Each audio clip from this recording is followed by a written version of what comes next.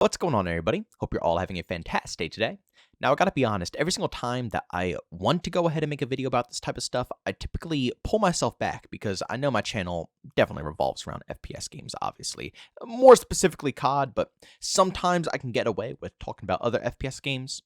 But completely straying away from FPS and going to a racing game like Need for Speed can be a little risky here and there, but honestly, I really don't care. I love Need for Speed, I love the franchise, I really want to go ahead and discuss it, so regardless if it does well or does bad on this channel, I think it'll just be fantastic to have this video up and alive, just to look back on, or even, to give people some helpful information or just things to know in case they're thinking of going ahead and purchasing this game. And also, one last thing, this gameplay is not personally my own gameplay. This gameplay is actually courtesy of Stormy. He loves Need for Speed, he grinds it all the time, and he wanted to go ahead and showcase some of his gameplay up on the channel. I said, you know what, why not? We tried this out a little while ago where I got some Call of Duty clips, some Call of Duty footage from, people who watched this channel.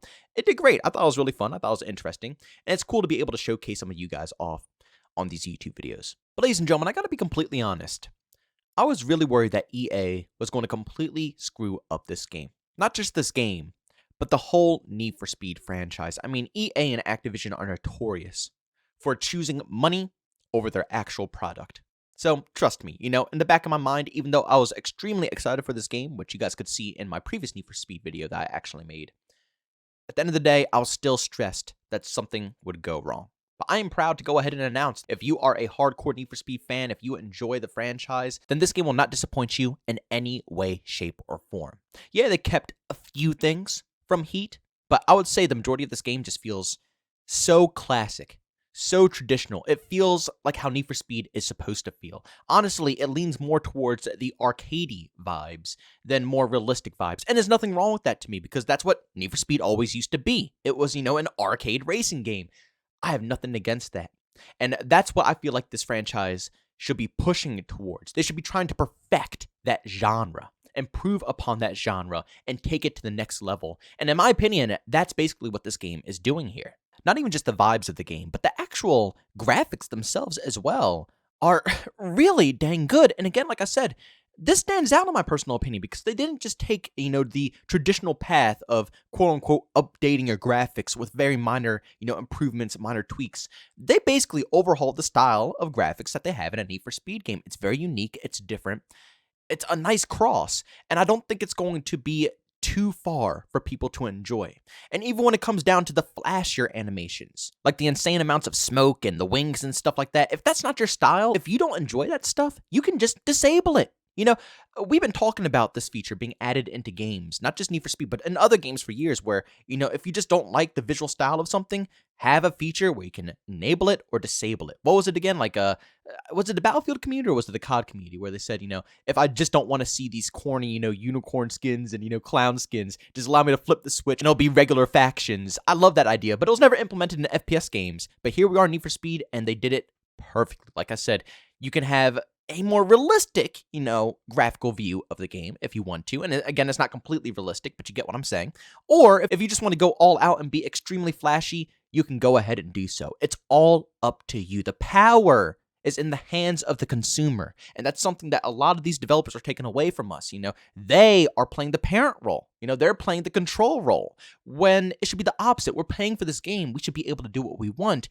And that's what they're allowing you to do with Need for Speed. And I respect that. I really do. And of course, one of the most important factors, of course, in my personal opinion, the car catalog along with the customization. The car catalog is fantastic. It's brilliant, while at the same time matching it with basically a dang near perfect customization system. The customization in this game is phenomenal, and it's even down to the point where you can download custom prints from other individuals, even take those prints and add on to those prints and re-customize them with your own twist. I mean, it's endless in this game. And that's what Need for Speed fans love, The majority of people who buy Need for Speed love the illegal street racing scene, regardless if they do it or not in real life, it doesn't matter, We don't play COD because, we want to go and, do that. No, it's a video game, but people like that style out of this game. That's what it's been known for, and that's what they're bringing back current date. And I think that's why a lot of people are getting absolutely hooked to this experience. And yeah, of course, this game came with its fair share of issues and problems, but it's nowhere close to being as problematic as, like a launch like Battlefield 2042 or something of that sort, It's not so game-breaking that you can't sit and actually consume and enjoy the product. I think across the board, people are really enjoying this game. It's tons of fun, despite some of the, like I said, problems that it has. People are just pushing right past that because the gameplay loop is just so addicting. And in my personal opinion, that is what makes a good game. Even when tons of crap is going on, even when it's bugged and it has issues, if you can just push past all that stuff and it doesn't even phase you and you still like the game, that's how you know it is good. I have to admit, when I officially heard that the developers of this game had to ditch this project, well, not ditch it, I guess I'm being a little extra, but basically put a pause on this project to go and help out the Battlefield 2042 developers. Part of me was okay because I thought Battlefield 2042 was going to turn out better, but the other part of me was just massively disappointed because once again, you're taking developers away from their own project, their own baby, to go assist on a different game. And at the end of the day, the game didn't even succeed. It completely flopped in every way, shape, and form. Again, Battlefield 2042 is getting better now. It's a little bit more playable and a lot more fun. But at the end of the day, you got to think about it. It took a full year for that game to get to this point. These developers got stripped from their game for that game to still just utterly fail. So I was stressed. I was extremely stressed when this game, was still not launched because I was thinking in the back of my mind, it's like, oh my God, Battlefield 2042 just completely flopped. Those developers left their own game to go help with this flop. What is going to go on behind the scenes with Need for Speed? And I'm just so thankful to see that, the main reason I think that they were told to leave this game to go work on Battlefield 2042 in the first place is because of how far ahead this game has already been at its current spot. Because, like I said, the game is just so darn good. I think their vision was already complete. I'm guessing the majority of the bulk of the development was already done. It probably just came down to polishing, which means they had a bunch of free time on their hands to assist with the different project.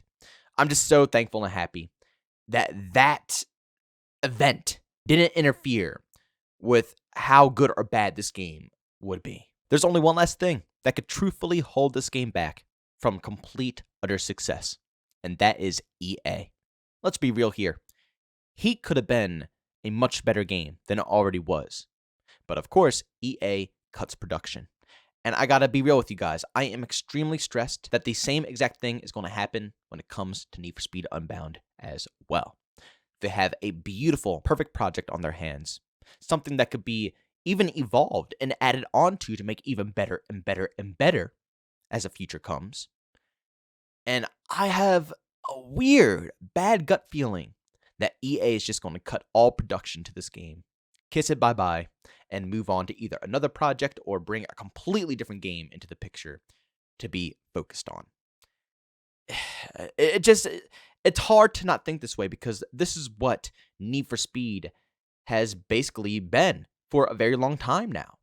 I feel like EA doesn't take it very seriously. Definitely not as serious as the community takes this franchise. And honestly, at the same time, you can also see that the developers share the same passion as we do with this franchise. They really care about Need for Speed, but it doesn't matter like how many of them care about this game, how many of them want to see this game succeed. Gaming is no longer an art.